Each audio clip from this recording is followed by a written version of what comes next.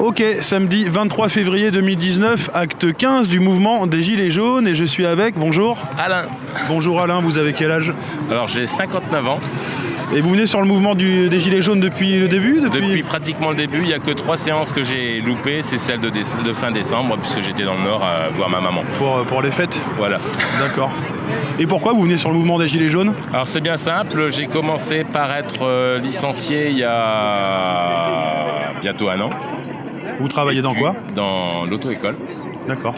Et donc je m'aperçois qu'avec mon handicap, puisque j'ai eu un accident de moto et que maintenant je marche avec une canne, que je suis obligé d'accepter des salaires de plus en plus bas. Et que, alors qu'en 2011 j'arrivais à faire 1800 nets de salaire par mois, pour le même travail aujourd'hui on me propose 10 300. D'accord. Ce qui fait quand même une sérieuse baisse de salaire. Vous vivez seul? Oui, je suis seul, j'ai 4 enfants mais je les ai pas à charge parce qu'ils sont adultes.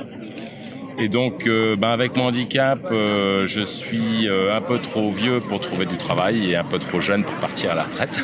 Ouais. Ce qui fait que je me retrouve un peu avec des fins de mois difficiles, tout simplement. Alors ça m'a fait venir, j'ai rencontré pas mal de gens qui étaient dans ces difficultés et je m'aperçois que depuis le début des manifestations Gilets jaunes, on se fout complètement de notre gueule. Vous habitez où? Alors j'habite au bassin à flot, carrément. D'accord. Pour avoir un loyer le plus modeste possible et pouvoir m'en sortir, je vis sur mon bateau dans le bassin. Ok. Ce qui fait que je suis assez autonome de ce côté-là.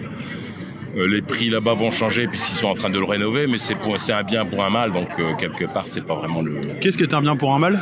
Le fait d'avoir une évolution du prix. Ah bon, pourquoi? Le prix de 90 € pour la place de mon bateau actuellement va passer à 300. D'accord. Et vous allez être impacté par ça? Ah forcément. D'accord. Donc ce sera une baisse de dépenses forcément.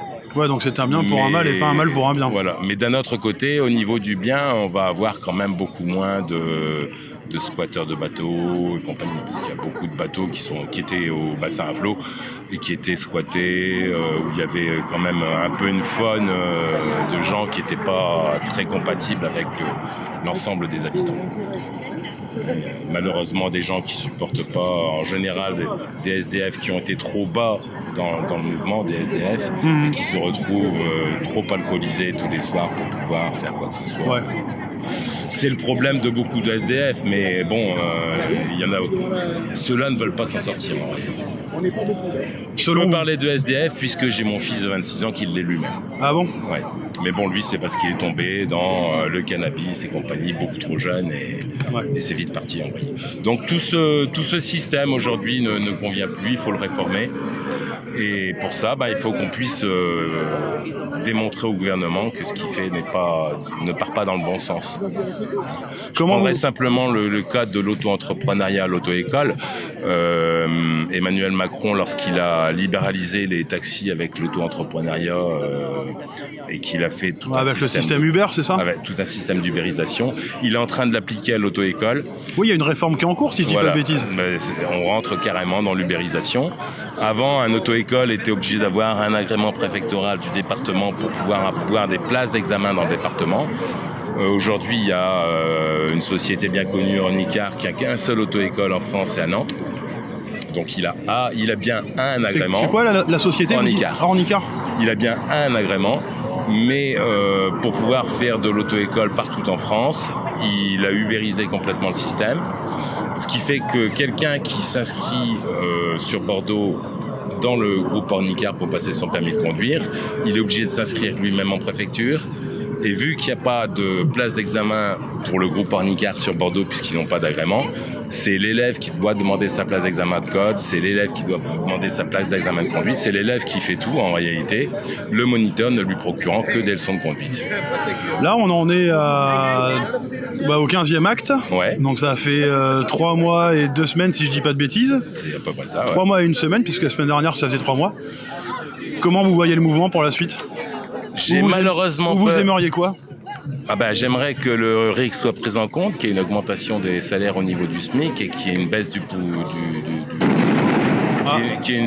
coût de la vie, avec au moins une baisse de la TVA sur les produits de première nécessité.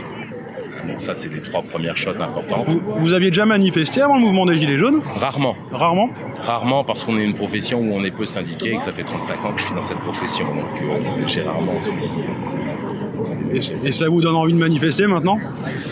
J'ai envie de continuer pour les Gilets jaunes parce que j'estime que le mouvement est important.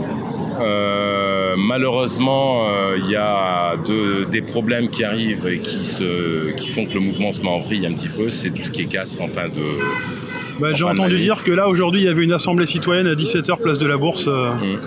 Vous êtes au courant ? Non, j'étais pas au courant. Bon, voilà. Et puis, il y a ce problème de casse, et puis pas mal de choses qu'on essaye d'inclure. On n'est pas des antisémites, on n'est pas tout ça, et on est en train d'essayer de nous faire mal voir. Alors, vous avez entendu des propos racistes, homophobes ou antisémites sur le mouvement ? Non, sur le mouvement, je les entends pas dans les manifestations. Ouais.